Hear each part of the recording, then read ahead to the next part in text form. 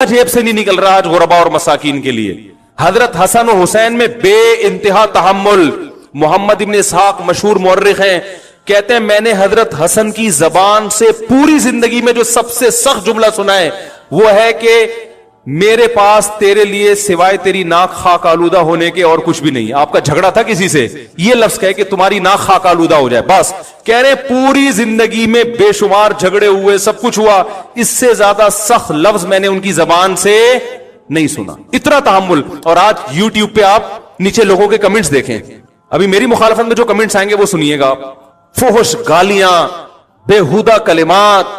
मेरी एक पोस्ट चलाई है किसी चैनल ने कि मैंने यजीद को रजी अल्लाहु अन्हु कहा है और मैंने यजीद को यह कहा कि कुस्तुनतीनिया की लड़ाई में शरीक हुआ था, लिहाजा वो जन्नती है। नबी सल्लल्लाहु अलैहि वसल्लम ने मैयत पर चीखो पुकार करने को हराम करार दिया है। नोहा को जो मैयत पे रोना पीटना होता है, गरेबान चाक करना, इस अमल पर आप सल्लल्लाहु अलैहि वसल्लम ने लानत फरमाई है। सही बुखारी सही मुस्लिम की हदीसें हैं। हमारे यहां मुहर्रम मनहूस महीना नहीं है, हमारे यहां मोहतरम महीना है, मुबारक महीना है। उम्महातुल मोमिनीन में से बाज की इस महीने में शादी हुई है। हम शहादत को नहूसत नहीं समझते। 10 मुहर्रम पहले से मुबारक था, हजरत हुसैन की शहादत की वजह से और मुबारक बन गया, मनहूस नहीं बना। शहादत मुबारक अमल है, मनहूस नहीं है। हम इस महीने में काले कपड़े नहीं पहनेंगे, हम इस महीने में खुशियां मनाने को जायज समझते हैं। लोग कहते हैं इनको हुसैन से मोहब्बत नहीं है।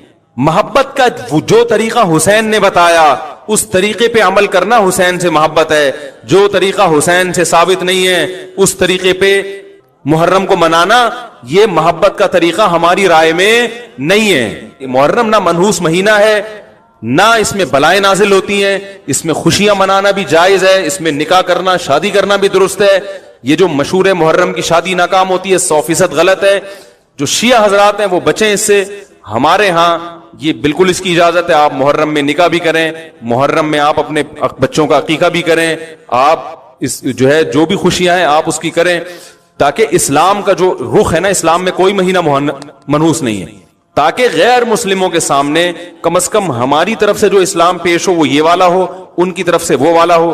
गैर मुस्लिम के पास ऑप्शन हो कि भाई देख लो इनमें जो अच्छा लगता है वो वाला इस्लाम आप फॉलो कर लो। ऐसा काम करो कि गैर मुस्लिम तुम्हारी तरफ माइल हो कि यार ये बड़े अच्छे हैं। तो कोई ऐसी रस्म इस्लाम में जिसको देखकर वहशत होती हो, इसका मतलब है वो इस्लाम बोलो भाई नहीं है। कोई भी आप ऐसा अमल कर रहे हैं, लेबल इस्लाम का लगा रहे हैं, मगर उसे देखकर गैर मुस्लिम को घंटों घंटों समझाना पड़ता है ये क्यों हो रहा है, इसका मतलब है कि ये इस्लाम बोलो ना भाई नहीं है। तो आप मुझे बताओ मुहर्रम में जो कुछ हो रहा है क्या ये गैर मुस्लिम को इस्लाम की तरफ माइल करेगा? ये अमल है भाई? यानी कोई गैर मुस्लिम इसे देख के मुसलमान होगा कि यार माशाल्लाह बड़ा जबरदस्त इस्लाम है। अफसोस हमें इस पर है कि देखो जिनका मसलक है, जिनका फिका है, वो जो कुछ कर रहे हैं उन्हें करने दो। अपने बारे में ये फैसला करो कि हम सुन्नी हैं या शिया हैं। फिरके शुरू से चले आ रहे हैं ना, शिया और सुन्नी, खत्म करना तो मुमकिन नहीं है। तो हजरत ईसा अलैहिस्सलाम जब नाजिल होंगे तो तलवार की जोर से तमाम फिरकों को खत्म कर देंगे।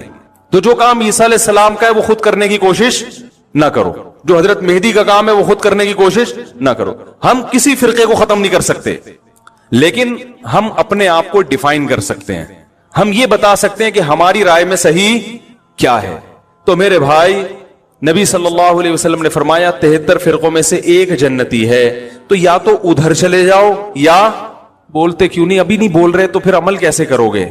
या तो पूरे उधर चले जाओ या पूरे इधर आ जाओ। मुझे खुदा की कसम इस पर कोई इश्काल नहीं होता कि शिया लोग मातम क्यों कर रहे हैं, शिया लोग ये सब कुछ क्यों कर रहे हैं, वो जो है वो मरसी क्यों पढ़ रहे हैं, मुझे इस पर इश्काल नहीं होता। उनके दलाइल होंगे उनके पास, उनके उलमा उनको बताते हैं। वो कब कहते हैं कि हम सुन्नी हैं, वो कब कहते हैं कि हम सहाबा को हुज्जत समझते हैं? एक चीज का उन्होंने दावा ही नहीं किया तो हम उन पर वो क्यों थोपे उनके सर पे? लेकिन मैं आपकी बात कर रहा हूं, मैं उन लोगों की बात कर रहा हूं जो अपने आप को सुन्नी कहते हैं। तो भाई फिर सुन्नी हो तो जो अहले सुन्नत वल जमात के जो चारों मकातब फिक्र हैं, हनफी, मालिकी, शाफी, हंबली, अहले सुन्नत के हैं ना, इनकी किताबों में कहीं भी इस तरह की कोई चीज बोलो भाई नहीं है। मातम करना अहले सुन्नत के यहां जायज नहीं है। नबी सल्लल्लाहु अलैहि वसल्लम ने मैयत पर चीखो पुकार करने को हराम करार दिया है। नोहा को जो मैयत पे रोना पीटना होता है, गरेबान चाक करना, इस अमल पर आप सल्लल्लाहु अलैहि वसल्लम ने लानत फरमाई है। सही बुखारी सही मुस्लिम की हदीसें हैं। हजरत जाफर तैयार रजी अल्लाह ताला अन्हु नबी के सगे चचाजाद भाई मैदान जंग में शहीद हुए, 4 बीवियां बेवा हुई हैं, छोटे छोटे बच्चे यतीम हो गए। आपने उनकी बीवियों को जोर से रोने की इजाजत नहीं दी। इतना गजबनाक हुए जब वो बाज नहीं आए, आपने फरमाया इनके मुंह पे खाक फेंक दो। हालांकि बेवा हुई हैं, काबिल तरस हैं, लेकिन चीख के रोने की इजाजत, हालांकि वो तो अहले बैत में से थे। हजरत जाफर तैयार जुल्मन शहीद हुए थे। हमारी नजर में हजरत हुसैन रजी अल्लाह ताला अन्हु का कत्ल करबला में यह तारीख का बदतरीन जुल्म, इसलिए बदतरीन जुल्म कि आप गैर मुस्लिमों के हाथों शहीद नहीं हुए, बल्कि उन लोगों के हाथों शहीद हुए जो अपने आप को मुसलमान कहते थे और मुसलमानों की क़यादत उस वक्त उनके हाथ में थी, हुकूमत उनके हाथ में थी। लेकिन इस जुल्म पे अहले सुन्नत वल जमात के यहां जो सुन्नी हैं, उनके चारों मकातिब फिक्र के यहां ना रोने पीटने की इजाजत, ना नोहा करने की इजाजत, और ना मेरे भाई मातम करने की इजाजत। तो जो कर रहा है उनका फिका है, उनको फॉलो करने दें। उनकी फील्ड में आप टांग ना अड़ाएं, उनसे जा जाके बिला वजह बहसे ना करें। बोले भाई ठीक है, देखो आज जो इत्तिफाक पैदा करने की कोशिश की जाए, मैं भी शिया सुन्नी लड़ाई का हरगिज कायल नहीं हूं, लेकिन इत्तिफाक की ऐसी कोशिश कि आपकी पहचान ही खत्म हो जाए, ये इत्तिफाक पायदार नहीं होता। इत्तिफाक का मतलब है लड़ो मत, बस एक दूसरे का एहतराम करो, मामलात एक दूसरे से साफ रखो, एक दूसरे को गाली गलोच मत दो, लड़ो मत, इतना इत्तिफाक हम भी मानते हैं। एक दफा मुझसे किसी ने कहा कि भाई मुसलमानों में इत्तिहाद पैदा करने के लिए जरूरी है कि हम सब एक दूसरे के पीछे नमाजें पढ़ें, समझ रहे हैं, यानी हर फिरके के पीछे नमाजें पढ़े। मैंने कहा ये इत्तिहाद की ये कोशिश पायदार नहीं है। अगर एक आदमी का ख्याल ये है कि ये जो नमाज पढ़ रहा है ये मेरी तहकीक के मुताबिक सही नहीं है, तो आप उसको जबरदस्ती मजबूर ना करें कि वो उसके पीछे नमाज पढ़े। जैसे हिंदू और मुसलमानों में अगर इत्तिहाद पैदा करना हो, मैं हिंदू मुसलमानों की मिसाल शिया सुन्नी पे फिट नहीं कर रहा है, एक खारजी मिसाल दे रहा हूं बिल्कुल। तो उसका एक तरीका तो ये है कि भाई लड़ो नहीं आपस में, वो मंदिर जाए और तुम कहां जाओ, मस्जिद जाओ। लेकिन आप ऐसे शुरू कर दें कि अगर हिंदू नमाज पढ़ाए तो मुसलमान उसके पीछे नमाज पढ़ लें, ऐसा नहीं होगा भाई, क्योंकि हमारी राय के मुताबिक फिर नमाज होगी नहीं। तो इसी तरह कोई मुसलमान नमाज पढ़ा रहा है मगर उसका फिका यह कि वो बगैर वजू भी नमाज का कायल है, उसका फिरका ये कहता है, तो हम उसके पीछे पढ़ लेंगे? है भाई, नहीं पढ़ेंगे। हम बोलेंगे भाई हमारी राय के मुताबिक आपकी नमाज नहीं हो रही। अगर आपका फिका ये कहता है कि बगैर वजू भी हो जाती है तो ठीक, आप पढ़ते ना, हम आपको नहीं छेड़ रहे, लेकिन हमारी तहकीक ये कि नहीं होती।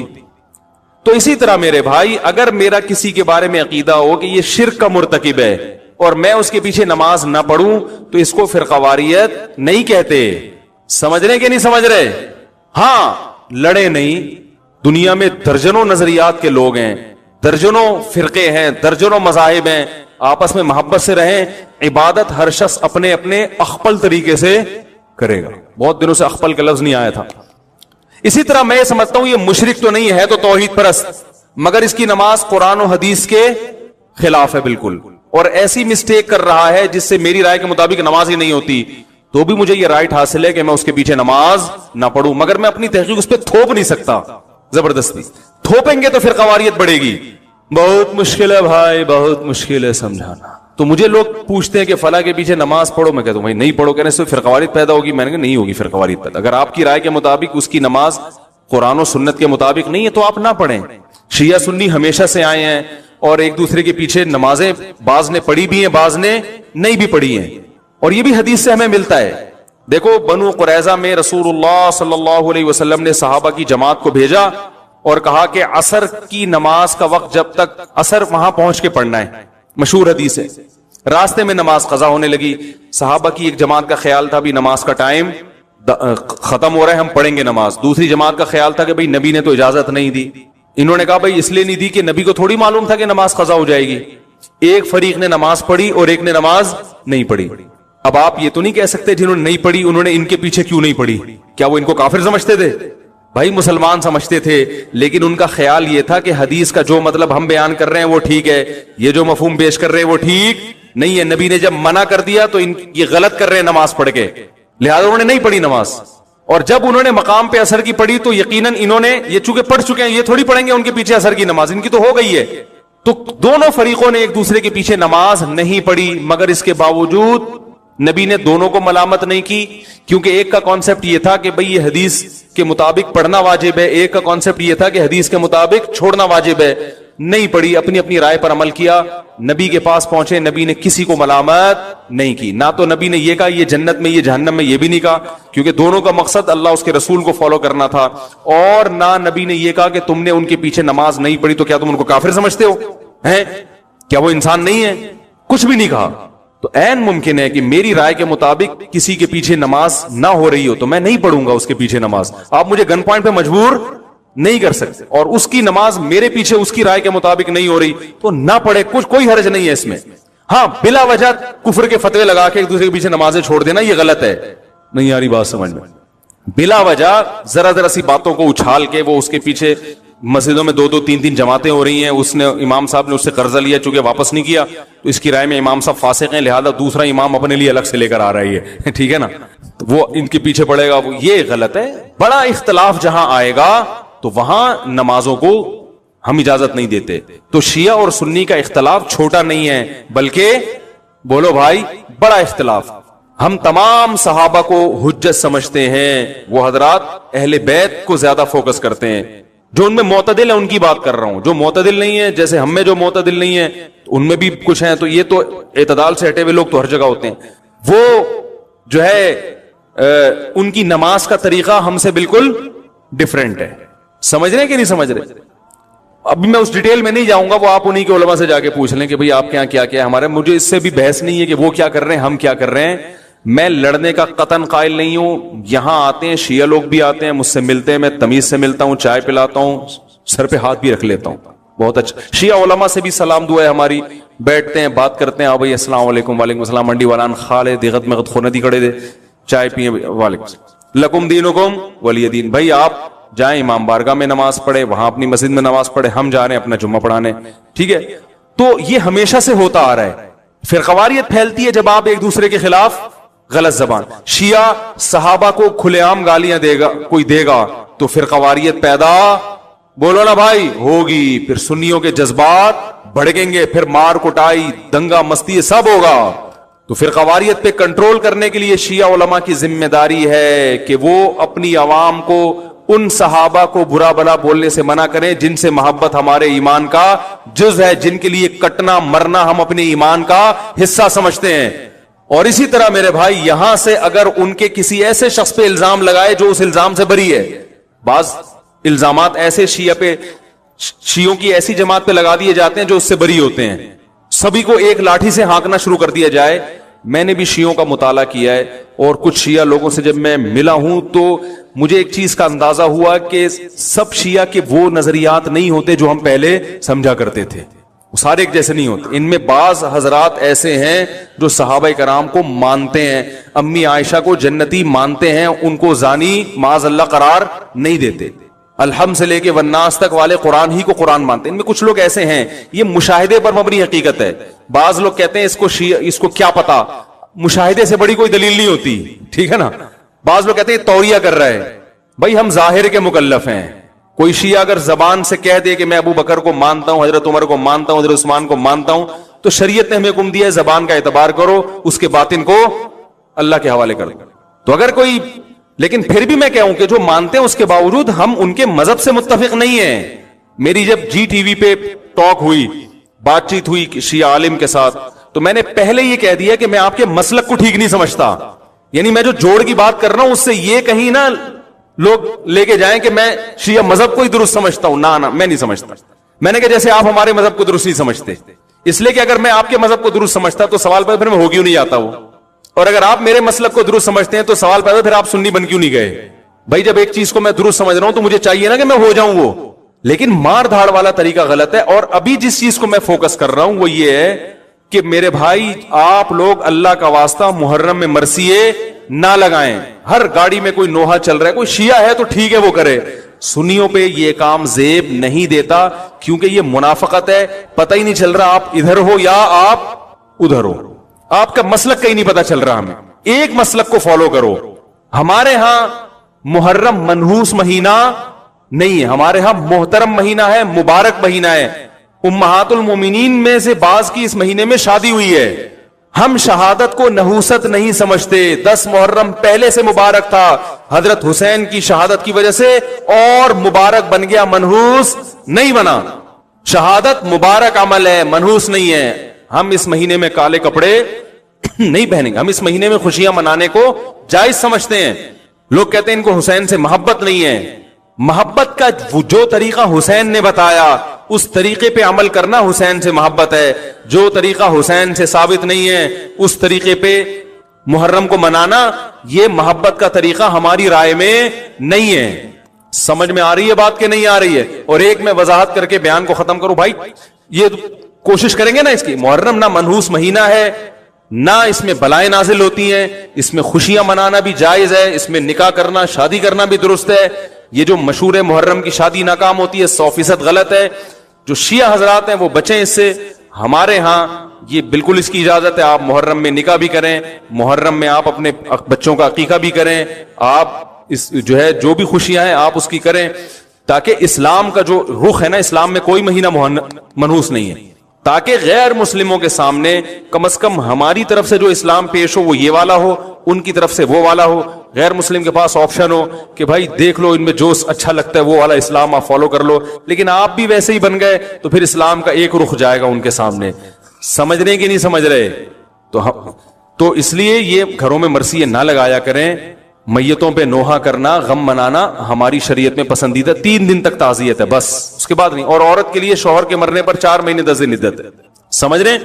اور دیکھو حضرت عمر کی جو یوم شہادت ہے نا, 1 محرم کہا جاتا ہے. میں نے اس کی بڑی تحقیق کی, مجھے کہیں ملا نہیں کہ 1 محرم ہے یا نہیں ہے. میں نے جو تاریخ دان لوگ ہیں ان سے بھی رابطہ کیا تو میں کہہ رہا تھا دیکھو خلیفۃ المسلمین تھے, ان کی شہادت کا امت نے دینی محفوظ نہیں کیا ہے. کتنا بڑا واقعہ تھا, مسلمانوں کا ایک امیر 22 لاکھ مربع میل کا حاکم, وہ جس دن شہید ہوا اس دن کی ڈیٹ مسلمانوں میں محفوظ نہیں رکھی. کیوں نہیں رکھی؟ اس لیے کہ مسلمانوں کو پتا تھا اس دن سے کوئی عمل وابستہ نہیں ہے. اسلام میں کسی کا تاریخ ولادت ہو یا تاریخ وفات ہو, اسلام ان تاریخوں کے اسلام کی نظر میں یہ امپورٹنٹ نہیں ہے. کوئی حیثیت نہیں ہے کہ کس دن کون شہید ہوا, کس دن کس کی ولادت. اسلام اس کو فوکس ہی نہیں کرتا. تبھی نبی صلی اللہ علیہ وسلم کی تاریخ ولادت بھی کسی صحیح حدیث میں نہیں ملتی. نہ تاریخ ولادت ملتی ہے, نہ تاریخ وفات ملتی ہے, کوئی صحیح حدیث موجود نہیں ہے. تبھی علماء کا بڑا اختلاف ہے, اتنے اقوال ملیں گے, کوئی کہتے فلاں تاریخ ہو گیا فلاں. اس لیے کہ آپ صلی اللہ علیہ وسلم نے ان چیزوں کو اہمیت نہیں دی, عمل کو اہمیت دی ہے. سیرت حسین کو اختیار کرو بس, حضرت حسین کی سیرت کو اختیار کرو. وہ اختیار کرنے کے لیے تیار. حضرت حسین کی داڑھی تھی کہ نہیں تھی؟ بتاؤ نا, بڑی داڑھی تھی نا. کتنے لوگوں کی داڑھی ہیں آج حضرت حسین کی سیرت میں؟ حضرت حسین بے انتہا سخی تھے, حسن و حسین دونوں. اتنی سخاوت کا دریا, 100 باندیاں ایک وقت میں گفٹ کی ہیں, 100 پورے باغ خرید کے غریب پہ کو گفٹ کر دیے. دھیلا جیب سے نہیں نکل رہا آج غربا اور مساکین کے لیے. حضرت حسن و حسین میں بے انتہا تحمل. محمد ابن اسحاق مشہور مورخ ہیں, کہتے ہیں میں نے حضرت حسن کی زبان سے پوری زندگی میں جو سب سے سخت جملہ سنا ہے وہ ہے کہ میرے پاس تیرے لیے سوائے تیری ناک خاک آلودہ ہونے کے اور کچھ بھی نہیں. آپ کا جھگڑا تھا کسی سے, یہ لفظ کہے کہ تمہاری ناک خاک آلودہ ہو جائے بس. کہہ رہے پوری زندگی میں بے شمار جھگڑے ہوئے, سب کچھ ہوا, اس سے زیادہ سخت لفظ میں نے ان کی زبان سے نہیں سنا. اتنا تحمل. اور آج یوٹیوب پہ آپ نیچے لوگوں کے کمنٹس دیکھیں, ابھی میری مخالفت میں جو کمنٹس آئیں گے وہ سنیے گا. فحش گالیاں, بےہودہ کلمات ایسے. اور پھر یہ بھی نہیں تحقیق کرتے. میری ایک پوسٹ چلائی ہے کسی چینل نے کہ میں نے یزید کو رضی اللہ عنہ کہا ہے, اور میں نے یزید کو یہ کہا کہ قسطنطینیہ کی لڑائی میں شریک ہوا تھا لہذا وہ جنتی ہے, اور بہت سارے القابات نا. اور لکھا مفتی طارق مسعود مدظلہ العالی کا یہ بیان ہے. حالانکہ میں نے ایسا نہ کوئی دعویٰ کیا, نہ میں یزید کو رضی اللہ عنہ کہتا ہوں, نہ میں اس کے جنتی ہونے کا فتویٰ دیتا ہوں, نہ میں اس کو رحمت اللہ علیہ بھی نہیں کہتا. میں میرا یزید کے بارے میں جو موقف ہے میری ویڈیو ریکارڈنگ میں موجود ہے. جھوٹی وہ چلا کر کسی چینل پہ شائع کی گئی, اور پھر نیچے جو لوگوں نے گالیاں دی ہیں احقر کو, اتنی غلیظ گالیاں, ہر شخص اپنے خاندان کا بتا رہے کہ میں فلاں قبیلے سے ہوں ہیں. اس پہ نیچے کسی نے لکھا کہ مفتی صاحب کو جو یہ گالیاں دے رہے ہیں یہ اصل میں اپنی قبیلہ بتا رہے ہیں. کسی نے بتایا کہ میرا باپ بھنگی ہے, کسی نے کہا کہ میری اماں 3 دفعہ گھر سے بھاگ گئی تھی. جو آدمی اتنی گندی فحش گالیاں دے رہا ہے تو اس کا مطلب اس کا خاندان ایسا ہی ہے نا. یعنی اس سے بزبان حال کوئی یہ کہہ رہے کہ میری اماں چمار تھی, کوئی کہہ رہے میری اماں بھنگی تھی, کوئی اصل میں وہ اپنے آپ کو گالیاں دے رہے ہیں. پہلے تم یہ تحقیق تو کرو کہ مفتی صاحب نے ایسا کہا بھی ہے کہ نہیں کہا, اور اگر کہا ہے تو کیا تمیز سے بات نہیں سکھائی اسلام نے؟ آپ پوچھو فون کر کے آپ نے کہاں سے نکال لیا کہ وہ جنتی, آپ کیسے فتویٰ دے رہے ہیں؟ آپ یہ تحقیق تو کرو. جھوٹی پوسٹ چلا کر اور نیچے گندی فحش گالیاں. تو یہ گالیاں دے رہے ہیں اور لیبل یہ لگا رہے ہیں کہ ہم حسین کے کیا ہیں, عاشق. حضرت حسین اور حضرت حسن کا جو اخلاق, جو تحمل تھا, تو میں نے آپ کو بتایا. آج عمل کو بالکل فوکس نہیں کرنا, شخصیتوں کے دن اور ان کی وفاتیں منا کے یہ ثابت کیا جاتا ہے ہم ان سے بہت محبت کرتے ہیں. تو بھائی شرط ایمان مصطفیٰ سے والہانہ پیار ہے, پیار لیکن پیروی ہے, پیروی دشوار ہے. سمجھ آئی بات؟ کسی کو فالو کرنا بہت مشکل, اور عشق و محبت کے دعوے اور ان کے نام پہ بہت کچھ جو آج کل کیا جا رہا ہے وہ بہت آسان ہے. تو آسان کام کیا جا رہا ہے اور مشکل کام چھوڑا جا رہا ہے. تو یہ محبت نہیں ہے میرے بھائی. محبت کسی کو فوکس کرنے کو کہتے ہیں, اور محبت جو ہے کسی کی پیروی کرنے کو کہتے ہیں. اللہ تعالی ہمیں حضرت حسن و حسین کی حقیقی معنوں میں پیروی کرنے کی توفیق عطا فرمائے, ان کے نقش قدم پہ چلنے کی توفیق عطا فرمائے, اور قیامت میں ان کے اعمال کو فالو کرنے کی وجہ سے انہی کے ساتھ ہمارا حشر فرمائے. اچھا بھائی, یہ جو بیان کیا ہے میں نے محرم کے حوالے سے, یہ سمجھ میں آیا آپ لوگوں کے ہیں؟ کیا سمجھ میں آیا؟ ایک طرف ہو جائیں. اس کا خلاصہ یہ ہے, شیعہ مذہب کو یا تو پورا فالو کریں یا پھر سنی مذہب کو پورا فالو کریں, تاکہ ایک چیز رہے کہ بھئی یہ ہیں, یہ ہیں, درمیان میں نہ لٹکیں. اور یہ جو شخصیتوں کو منانا, ان کے یوم پیدائش اور یوم وفات اور یوم شہادت, یہ تو شیعہ سنی میں مشترک ہے. ابراہیم علیہ السلام کی اتباع کرتے ہیں, اور یہ پیغمبر اور صحابہ یہ ابراہیم علیہ السلام کے دین کو فالو کرتے ہیں, اور تم ابراہیم کے دین کو فالو نہیں کر رہے, ان سے محبت کے دعوے دار ہو. تو خالی محبت کے دعوے داری اللہ کے ہاں مقبول نہیں ہے. اللہ کے ہاں وہ محبت کی دعوے مقبول ہیں جس میں آپ محبوب کو فالو کر رہے ہو. سیدنا حسین ابن علی رضی اللہ تعالی عنہ جو جنت کے جوانوں کے سردار ہیں, آپ سے محبت کا دعویٰ اس وقت مقبول ہوگا جب آپ سیدنا حسین کی سیرت کو فالو کریں گے. رونا پیٹنا ماتم کرنا یہ سیدنا حسین اور اہل بیت کی سیرت نہیں ہے. صبر کرنا, ظالم کے سامنے ڈٹ جانا, جان کے خوف سے اپنی پالیسیوں سے پیچھے نہ ہٹنا, یہ سیدنا حسین ابن علی رضی اللہ عنہ کی سیرت ہے جو آج ہمیں کہیں بھی نظر نہیں آتی. تو ہم نے بھائی دیکھنا ہے صحابہ کا طرز عمل کیا تھا. آپ بتاؤ صحابہ کو سیدنا حسین سے محبت تھی یا نہیں تھی؟ کیا غم کا پہاڑ ٹوٹا ہوگا جب اطلاع ملی ہوگی کہ سیدنا حسین ابن علی اور آپ کے اصحاب اور اہل بیت کو سب کو کربلا میں شہید کر دیا گیا ہے. کیا قیامت گزری ہوگی. کوفہ سے ایک شخص آیا نا, عبداللہ بن عمر سے پوچھنے لگا جو مارنے پر دم کا مسئلہ. انہوں نے فرمایا تم نے پیغمبر کے نواسے کو قتل کر دیا, اور مسئلہ یہ پوچھ رہے ہو کہ جو مارنے پر دم آئے گا کہ نہیں آئے گا. ایک طرف تم نے پیغمبر کے نواسے کو قتل کر دیا کربلا میں, اور اب ہم سے آ کے مسئلہ پوچھتے ہو جو مارنا جائز ہے یا نہیں ہے. صحابہ کے ہاں یہ غم کم غم نہیں تھا. دیکھو حضرت معاویہ رضی اللہ تعالی عنہ کے ہاتھ پہ بھی حضرت حسین نے بیعت نہیں کی, لیکن بغاوت بھی نہیں کی. کیوں؟ بغاوت سے فتنے کا اندیشہ تھا. حضرت حسن جو حضرت حسین کے بڑے بھائی تھے, انہوں نے سیدنا معاویہ رضی اللہ تعالی عنہ کے ہاتھ پہ بیعت کی, اور اس اختلاف کو ہمیشہ کے لیے اپنی کوشش کے مطابق ہمیشہ کے لیے ختم کر دیا. ختم ہوا نہیں ہوا ایک الگ بحث ہے, لیکن حضرت حسن کا مقصد کیا تھا کہ مسلمانوں کی دو جماعتوں کو میں آپس میں لڑتا ہوا نہیں دیکھ سکتا. لوگوں نے کہا آپ خلافت کے حقدار ہیں, آپ نے فرمایا میں دستبردار ہوتا ہوں سیدنا معاویہ کے حق میں. حضرت حسن بیعت ہو گئے حضرت معاویہ سے, اور یہ اختلاف کو کیا کر دیا؟ ختم. حضرت حسین بیعت نہیں ہوئے, لیکن حضرت حسین نے بغاوت بھی نہیں کی. ہر ایک کی اپنی رائے تھی. حضرت حسن کی اپنی رائے تھی. ان کا خیال تھا کہ بیعت ہونا مسلمانوں کے لیے زیادہ مفید ہے. ایک پاورفل حکومت ہوگی, ایک طاقتور ریاست ہوگی, ورنہ لڑتے رہیں گے آپس میں. حضرت حسین کا موقف یہ تھا کہ میں بغاوت تو نہیں کروں گا لیکن بیعت بھی نہیں ہوں گا, کیونکہ اگر بیعت ہو گیا تو اس سے جو خلفائے راشدین کے دور میں جو خلیفہ کی سلیکشن کا طریقہ تھا وہ طریقہ ختم ہو جائے گا.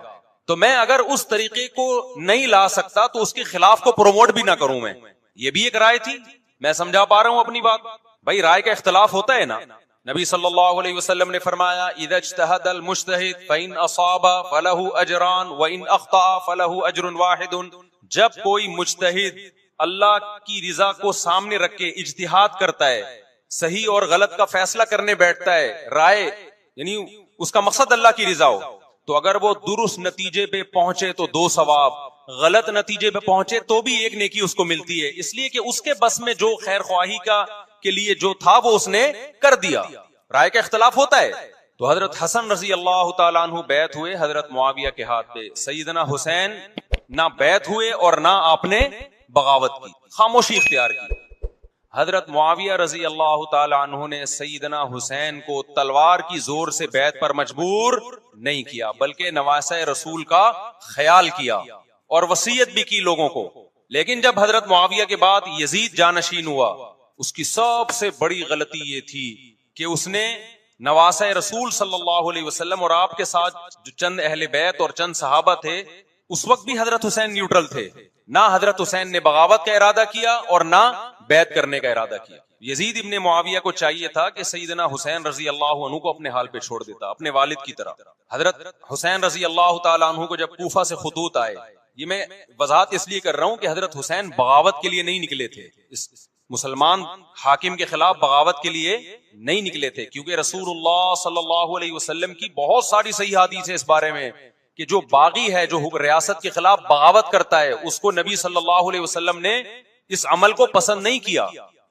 تو حضرت حسین رضی اللہ تعالیٰ عنہ کو کوفہ سے خطوط آئے کہ یہاں سارے کے سارے لوگ آپ کے ہاتھ پہ بیعت کرنے کے لیے تیار ہیں. ظاہر ہے جب کسی علاقے کے لوگ دارالخلافہ ہو اور سب بیعت ہونے کے لیے تیار ہوں تو پھر آپ کا جانا یہ بغاوت کا عمل نہیں کہلاتا. حضرت حسین رضی اللہ تعالیٰ عنہ اہل بیت کے ساتھ نکلے. کربلا میں جب پہنچے, مشہور واقعہ آپ 20 دفعہ سن چکے ہیں, وہاں جا کے آپ کو اطلاع ہوئی کہ وہ خبر غلط تھی اور عبید اللہ بن زیاد نے ایک پورا لشکر بھیجا سیدنا حسین رضی اللہ تعالیٰ عنہ کو مجبور کرنے کے لیے کہ میرے ہاتھ پہ آپ زبردستی بیعت ہو جائیں. حضرت حسین رضی اللہ تعالیٰ عنہ نے مطالبے رکھے کہ یا تو مجھے واپس جانے دیے جائے, اور اگر بیعت کرنا ہی ہے تو میں دمشق میں امیر کے ہاتھ پہ جا کے بیعت کروں گا.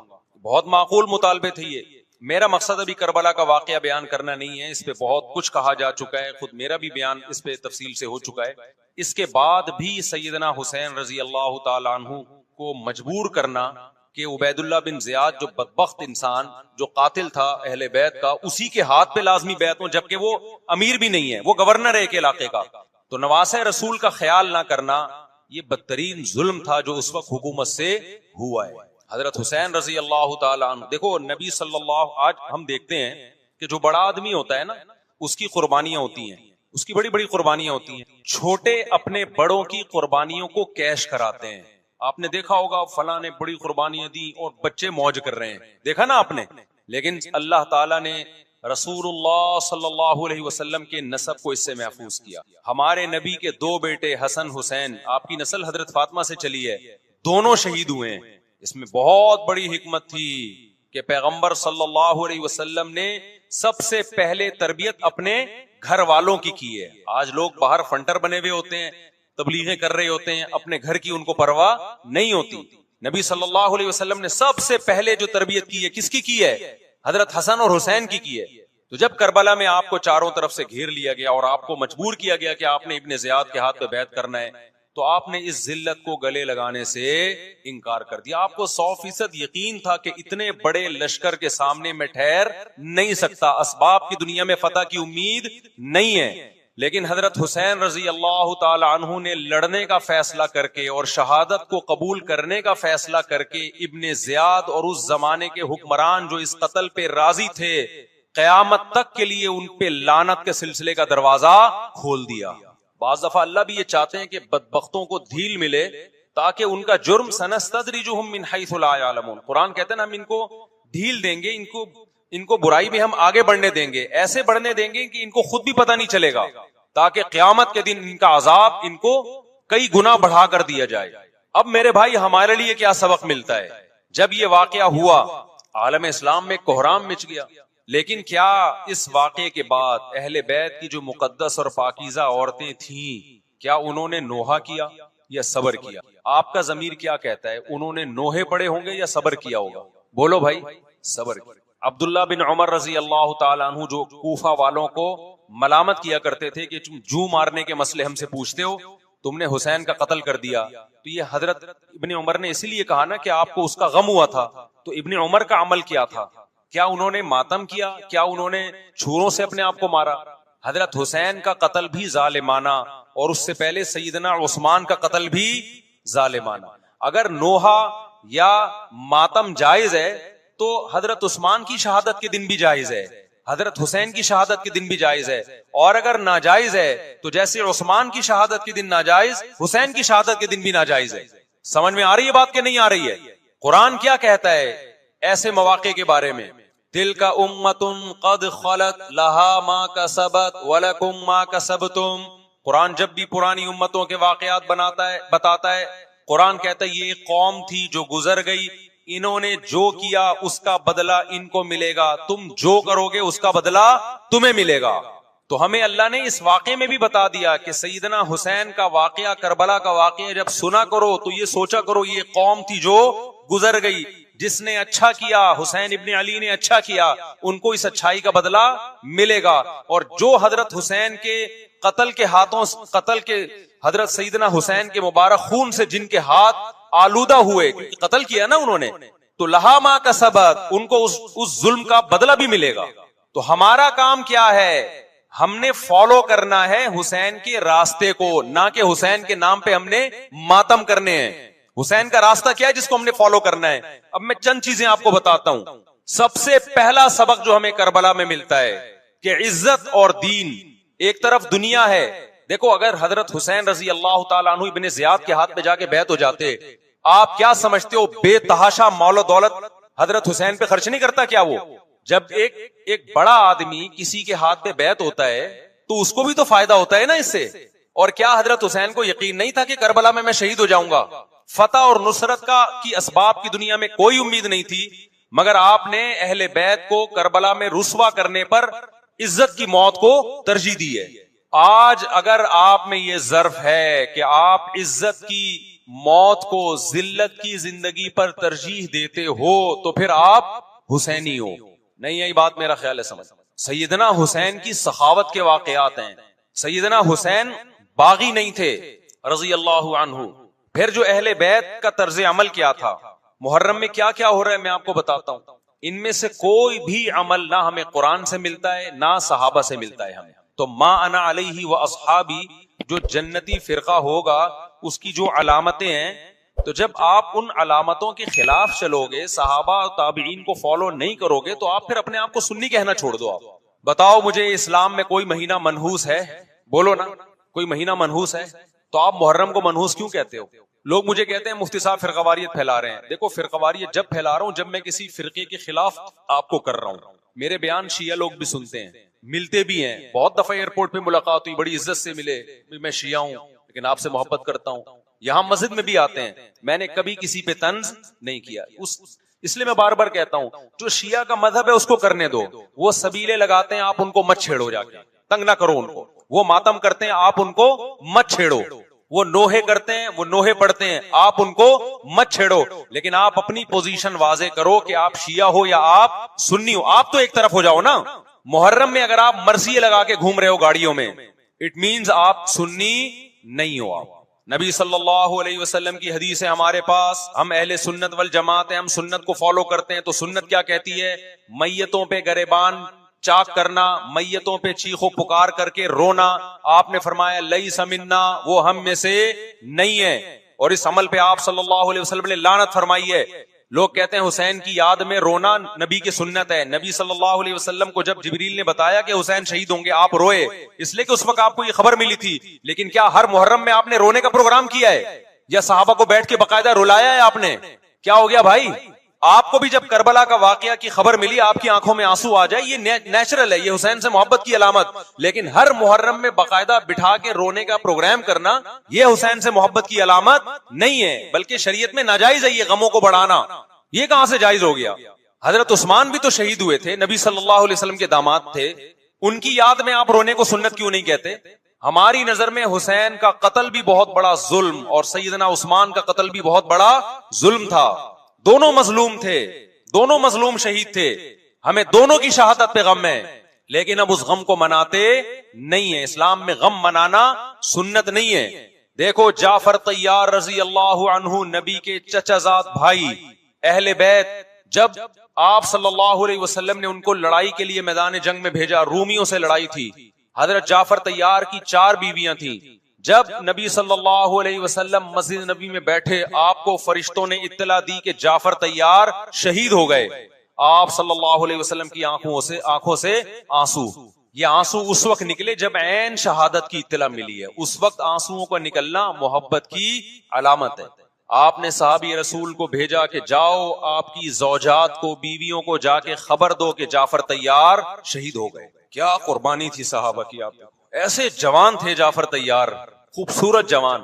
غزوہ بدر میں جب مشرکین مکہ نے یہ نعرہ لگایا کہ حل میں مبارز، 3 سردار آئے، انہوں نے کہا پہلے تمہارے اندر سے 3 بہادر آئے ہم سے لڑیں. دیکھو عربوں میں یہ ہوتا تھا کہ جب جنگ کے لیے 2 فوجیں آمنے سامنے کھڑی ہوتی تھی تو پہلے دونوں طرف کے بہادر ترین لوگوں کی لڑائیاں ہوتی تھیں کہ جب تک دونوں میں سے ایک قتل نہیں ہوگا لڑائی شروع نہیں ہوگی. تو آپ کو پتا ہے کہ اس میں بہادر ترین لوگ نکلیں گے نا جو لڑنا جانتے ہوں. مشرکین مکہ کی طرف سے 3 یا 4 بڑے بڑے سردار آئے لڑائی سے پہلے، بدر میں لڑائی سے پہلے. انہوں نے نعرہ لگایا حل میں مبارز، کوئی ہے تم میں جو پہلے ہم سے لڑے. یعنی ادھر سے ہم 3 ہیں تو ادھر سے بھی کتنے چاہیے؟ 3 بندے. ادھر سے انصار صحابہ آئے. مشرکین مکہ نے کہا لیسو بی اکفائنا، یہ ہمارے جوڑ کے نہیں ہیں، قریشی ہاشمی چاہیے، ہمیں ہمارے نسب کے لوگ ہونے چاہیے. تو ادھر سے نبی صلی اللہ علیہ وسلم نے حضرت علی کو بھیجا اور حضرت جعفر طیار کو بھیجا. جن صحابہ کو بھیجا ان میں حضرت جعفر طیار بھی تھے. حضرت جعفر طیار رضی اللہ تعالی عنہ اور سیدنا علی مقابلے میں غالب آ گئے. خوبصورت صحابی. نجاشی کے سامنے آپ نے تقریر کی ہے، ہجرت کی ہے نا جب حبشہ کی طرف، تو نجاشی نے پوچھا جعفر طیار سے کہ تمہارے پیغمبر جو کلام لے کر آئے ہیں وہ سناؤ. حضرت جعفر طیار رضی اللہ تعالی عنہ نے سورہ مریم پڑھنا شروع کر دی. کاف ہا یا عین صاد، ذکر رحمت ربک عبدہ زکریا اذ نادى ربه نداء خفيا قال رب اني وهن العظم مني واشتعل الراس شيبا ولم اكن بدعائك رب شقيا واني خفت الموالي من ورائي وكانت امراتي عاقرا فهب لي من لدنك وليا. ایسی حضرت مریم اور عیسیٰ ابن مریم کی سیرت کو سورہ مریم میں بیان کیا حضرت جعفر طیار نے کہ نجاشی